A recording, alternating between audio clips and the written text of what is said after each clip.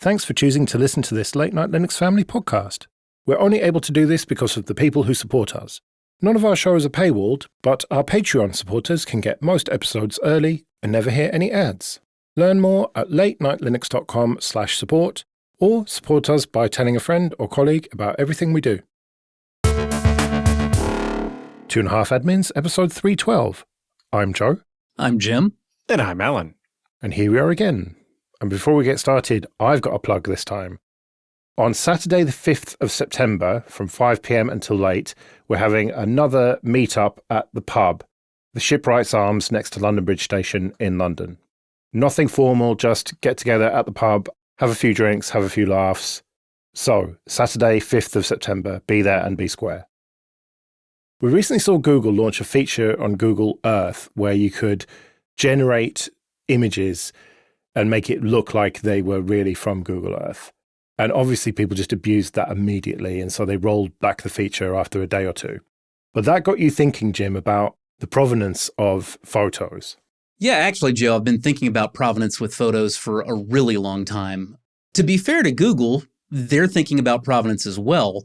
Their argument was that it was okay for them to introduce this really super easy way to make a very visually convincing fake photograph using Google Earth imagery because it'll have their own SynthID watermark embedded in it. Yeah, so the idea with SynthID is that when AIs manipulate or generate images, they'll put a bunch of watermarks in it that, won't necessarily be visually there, but something could easily check and be like, hey, this image is not real. Obviously, that has flaws, right? If you're using some other AI, it's not necessarily going to do that. Or, you could always do a local LLM or something that you rip this feature out of. You can also just take a screenshot yes. or take a picture with your phone of the image, and the SynthID watermark does not survive that analog copy.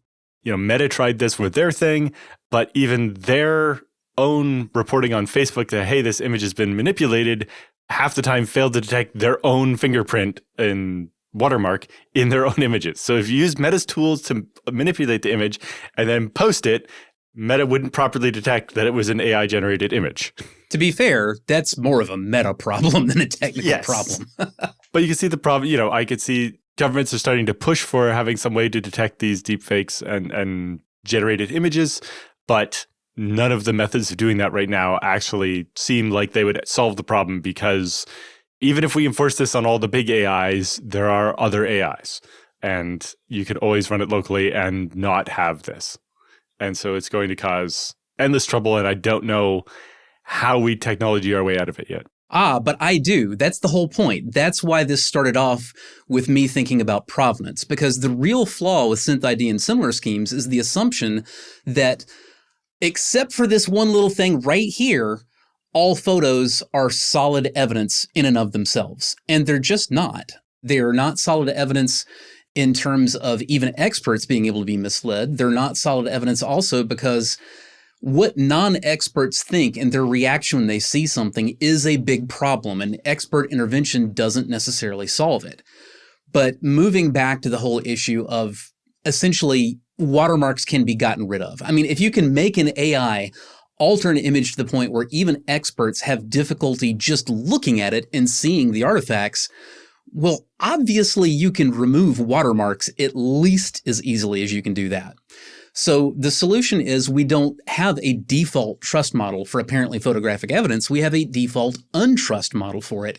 And we already know how to handle this. We've been treating software this way for well over a decade now. We expect most major software, particularly proprietary software coming from vendors, to be digitally signed with a key that only that vendor has.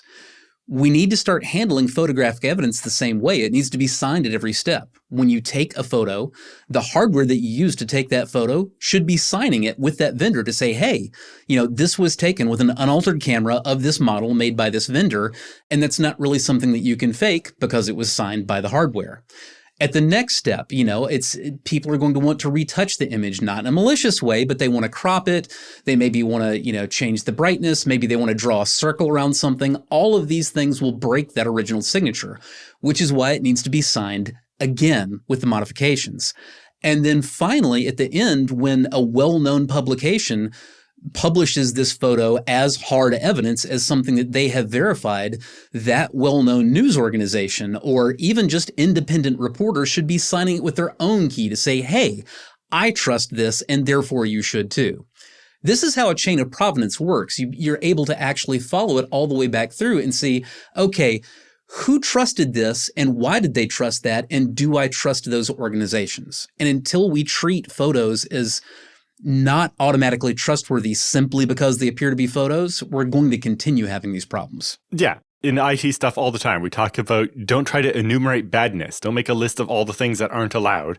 You have to make a list of only the things that should be allowed. Yeah, default deny on your firewall, for example. Exactly. Instead of trying to list all the ports you want to block, it's like, no, we're only allowing these ports.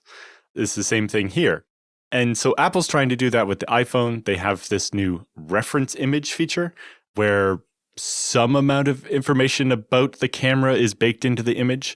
And, as Jim was saying, while it's easy to remove a watermark, if you make it so that, hey, if you take this image and you screenshot it, it no longer has a watermark that says it's not fake. You have to use the original in order to keep that.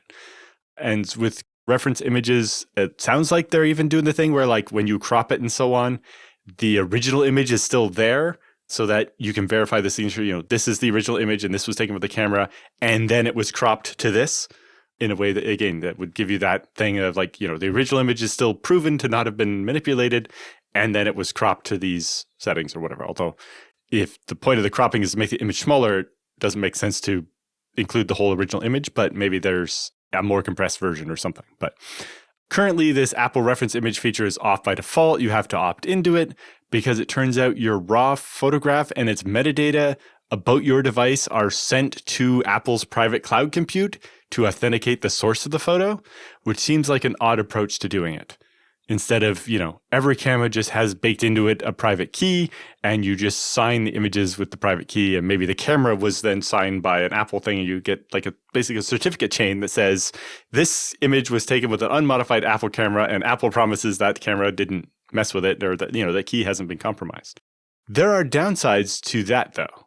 Do you necessarily want somebody to be able to prove that your phone took that picture?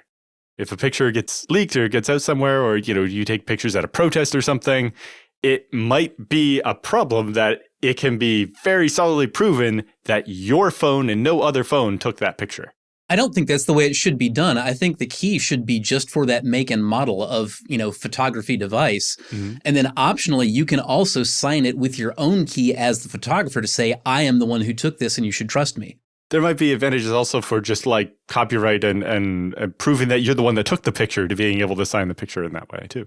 Yeah, and plus if it's signed by a Pixel 10 Pro Fold, you're going to instantly know it's me because no one else has got one. I'm going to instantly know it's not you because those things don't work for long enough. I'm sure it's broken by now.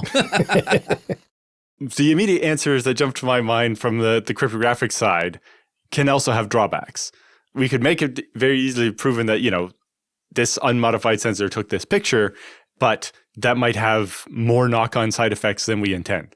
And so trying to do this in a way that's secure but private and doesn't necessarily have to involve some company's cloud gets a little dicier without having to trade off things like being able to prove that this phone and not that phone took the picture.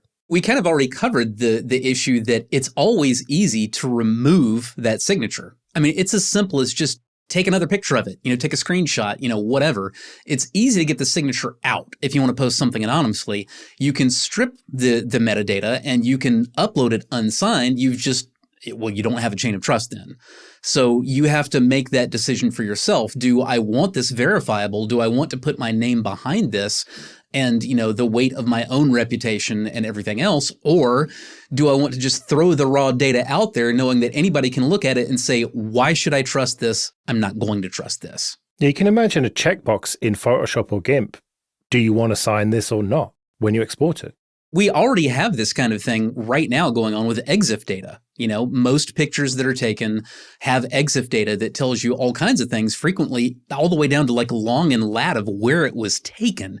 And some people don't know that and they get themselves into privacy issues. Somebody takes a nude in their bedroom and posts it what they think is anonymously when, you can literally look up where they live if to look at the EXIF data. Also, the EXIF data can include a thumbnail of the whole image. Yeah. And I remember when this happened decades ago with Tech TV, one of the hosts posted a cropped photo. So it was a nude photo, but she cropped out just her face because she was smiling, whatever, and was trying to just use the headshot of it.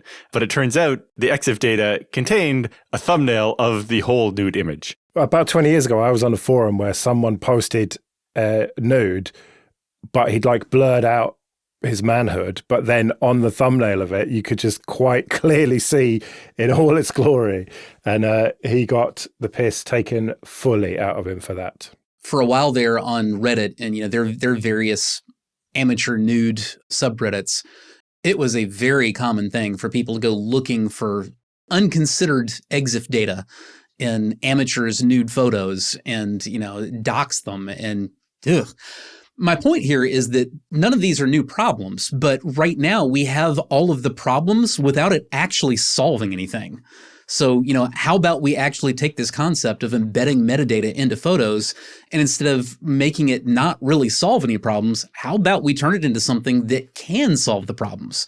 Is it going to make the privacy issues go away? No. But is it going to make them any worse? I would argue still no. Either you know what you're doing or you don't.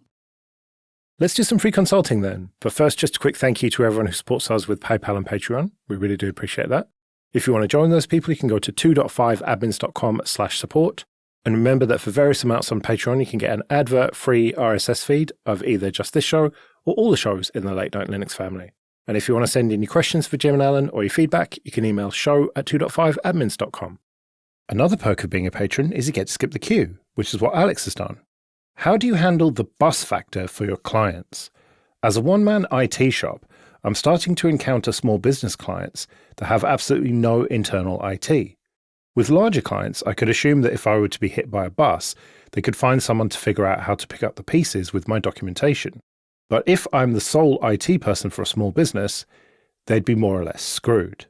I'm running VMs on my own coload hardware with libvirt, NixOS, and ZFS replicated to my other servers and rsync.net's ZFS receive service. I've considered using a one-way replication process to consumer-grade data storage as a mitigation strategy. Although I'm reluctant to recommend Synology, at least it's something that a regular person could conceivably get support for. Have you run into this problem, and how do you approach it? I have been running into this problem for the entire 30 plus years I've been in business. And for me, most of it is I try to avoid having my customers directly dependent on things that are running under my name in a data center somewhere.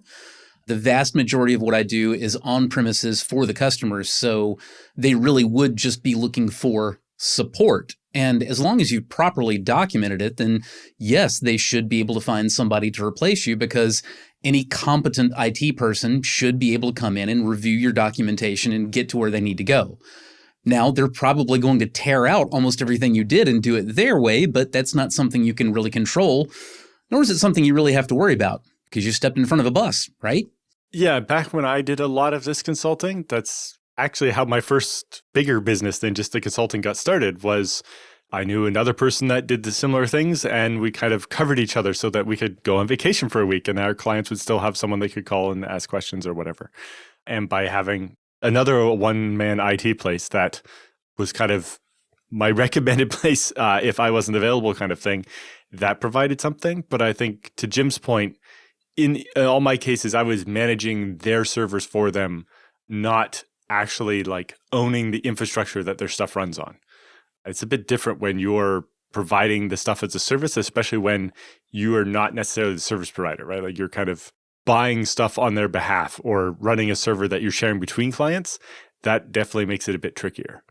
Going to something consumer grade like that can make sense, but yeah, I would second the idea of not recommending a Synology, especially since you'd probably want to keep it closer to the ZFS replication type of thing that you're already doing.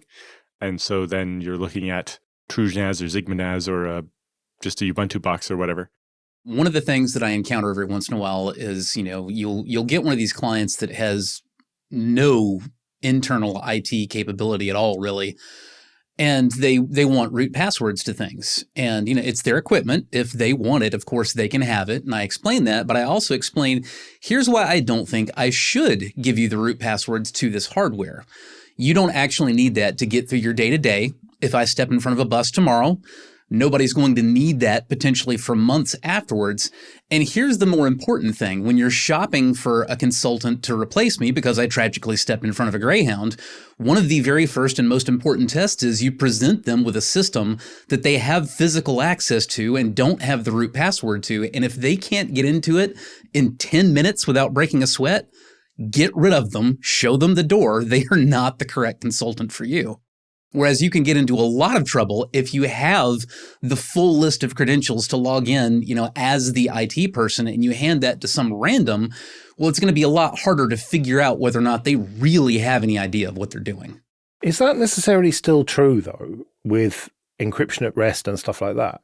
It's not necessarily true if you have set things up with encryption at rest to make it a gigantic problem, but I don't generally set systems up that way. Certainly, if you have tried to set things up so that it is difficult to get them started and you can't reset root with physical access and, yada, yada, yada, then yeah, you're going to need some more safeguards. But I don't think that's really a good plan especially not for small businesses with absolutely no IT support of their own. You shouldn't be setting them up like Fort Knox to begin with. That's a bad idea. They don't have the infrastructure to operate that way. Nor are they likely to have the kind of secrets that really demand that kind of paranoia.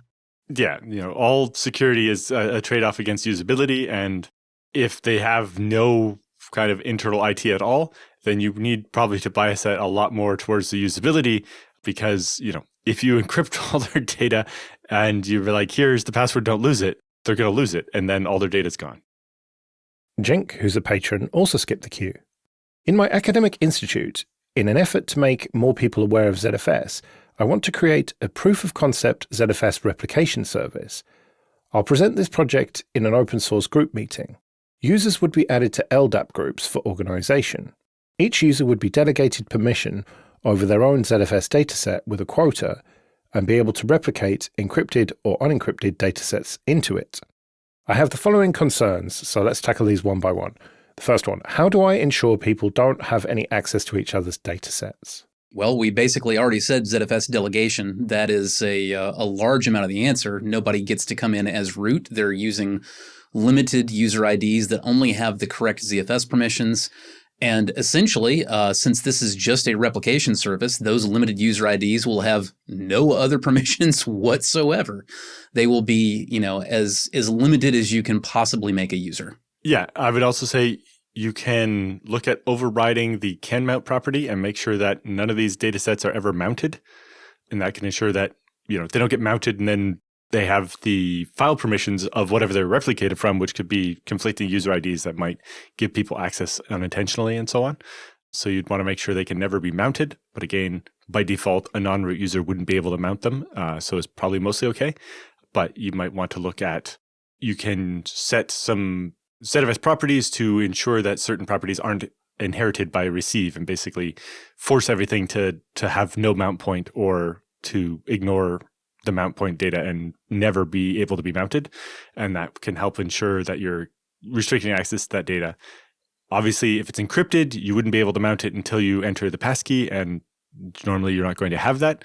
But since you mentioned possibly unencrypted data as well, then that can be a concern, and you want to make sure that this stuff never gets mounted in addition to that delegation, because that delegation is only as strong as nobody's found a bug in it in ZFS yet. But in general, that's going to provide you pretty good security on top of the fact that, if all these users are completely unprivileged, then the OS is going to enforce most of the access stuff there. But wouldn't you want the users to be able to mount their own data? No, this is just a backup. If you want your data back, you have to ZFS send it back to yourself and put it on your own system. Right, okay. You don't want random users mounting their data sets on your server, partly because you don't want to be responsible for what they put in it. Yeah. But also because, the way Unix permissions work, each file is basically owned by a user ID number. In ZFS, it's just the user ID that's stored, not actually the fact that user ID 1001 is Jim on this server and Joe on that server. And so you could get conflicts there where suddenly a file that only has permission for Jim to view it, but mounted on Joe's machine, well, Joe happens to have the same user ID, and now Joe has unlimited access to that file. All right, the second question. Would it make sense to use SSH force command so they can only use SSH for replication into and from their own dataset and nothing else? That's unfortunately one of those things that sounds like a much better idea than it really is in practice. For one thing, force command is historically a very, very weak safeguard. It tends to get trivially bypassed. But in this case, more importantly, you would actually have to write your own wrapper for your ZFS receive. You can't just give somebody access to nothing but ZFS receive, not if you want them to be able to do incremental replication, because you have to figure out how many data sets you have on either side, what your most recent data set is. God forbid you want something else in there, like a progress bar or inline compression outside ZFS, whatever. Ultimately, you need to enable so many different commands that this just doesn't really do you any good. And like I said, in addition to that, it's a very weak safeguard anyway. So in my opinion, trying to use force command in this context is trying to solve a problem that doesn't exist with a tool that doesn't work. Yeah, so in general, force command basically allows you to force one specific command to be run, ignoring what the user input. And that mostly won't work for a couple of different reasons. Like Jim said, you need to be able to run ZFS list to just find the common snapshot. You might need to be able to do ZFS destroy to delete some snapshots. But also, if you have more than one data set that you're trying to receive, you might need to run ZFS receive name of data set. And if you're hard coding the one command they run when they SSH in, that'll be to the root or whatever, and you wouldn't be able to do a send of only some of your data or something like that. And so force command would be really unusable there. That's why I was saying you'd need to build a wrapper. In order to even contemplate this working, you would have to write your own application that, when run, could basically do all the communication necessary with the source and say, okay, here's the data sets that I have, compare things back and forth, do the receive. You would have to have all of that built into something that you wrote. And that's A, an awful lot of work to do, and B, you're really likely to introduce more vulnerabilities in that. That kind of thing is not trivial. Yeah, and there are some like restricted shell tools that you can get that would let you, have a list of commands you're allowed to run and only those. But again, those are never going to be perfect. Somebody's going to find a way to, chain some stuff together so that the command thinks that you're running just ZFS list pipe something, but actually it's doing something else. A similar concept, the SCP-only shell, existed for quite a long time, and it seemed like a great idea. Oh, hey, if we set a user to have the SCP-only shell, then they won't be able to SSH in and get a proper shell. All they'll be able to do is use SCP, or do SFTP, so I don't have to worry about them running programs on my system. But even that much simpler concept, in practice, proved to just be absolute Swiss cheese to get through. All right, the last question then. What would your choice of OS be? I'm quite familiar with RHEL and Rocky and Ubuntu ecosystems. In general, for most of what you're talking about here, it's going to depend on the ZFS. So it'll be the ZFS version that'll really depict how things go. And it'll be, you can install it on any OS. Ubuntu comes with ZFS built in and is less likely to run into problems. But if you want absolutely the latest ZFS all the time, then Ubuntu can leave you a couple years behind if you're running the LTS and so on. So you can either do away with the built-in ZFS in Ubuntu and provide the newer version, or mix your own with a Rocky or whatever. I'm going to override Alan here. Do not try to strip the built-in out of Ubuntu to run upstream ZFS. If that's what you want to do, then use Debian, not Ubuntu. Ubuntu is just not going to add anything particularly useful above and beyond Debian if you don't want its built-in, ZFS for this kind of a project. I think your top two choices for distribution here are going to be Ubuntu or FreeBSD, honestly. And most likely the thing that will make the most sense for you is use whichever one of those you are already more comfortable and familiar with. I don't really think for this particular project there's going to be enough of a difference to particularly matter beyond just use something that you know how to use. Yeah. I will add another caveat, a concern that you don't have on this list. So if this is all for trusted users at your academic institution, it may be okay. But the ZFS receive facility is not hardened against malicious input. Someone can construct a ZFS receive stream that can panic your system. They can purposely put things that would be inconsistent to ZFS into the receive stream so that when ZFS interprets it, it'd be like, hey, you're not allowed to have a block that has 9 layers of indirection, or you're not allowed to have a block that's more than 16 megabytes, and a bunch of things like that. You can run into issues where somebody could make up a stream on purpose that could break your system. Mostly just be a downtime thing, right? It'll cause the machine to have to reboot from the panic, and then, it's not going to lose data necessarily. It's just they would be able to say, DDoS the service and keep it down by constantly making it have to reboot or something. This is why rsync.net's service is as expensive as it is, because you're not just getting your own data set. Each user is getting their own entire virtual machine exactly to prevent this kind of issue. Yeah. And when I think it was Joyent built a service like this, they did it with signing. So you could use ZFS replication, but the source had to be another one of their machines running their kernel that would sign the stream, and then only a signed stream would be received. So that, again, it would stop any malicious inputs from being interpreted by the kernel. There's some work that's happened to start to harden that. Some of the bug reports that came into ZFS in the last couple of months from things like Glasswing have found a couple of cases where if you had access to run ZFS receive on a system, you could cause a couple of problems. So I wouldn't necessarily go ahead and build this service for public consumption. Internal in a company or a university might be a trusted enough environment that you could get away with it. But doing it as a public service, you probably do have to do, as we talked about, rsync.net service, where every user gets their own VM where then they run ZFS receive in it. So if they break anything, they've only taken out their VM, not the whole service. Right, well, we better get out of here then. Remember, show@2.5admins.com if you want to send any questions or your feedback.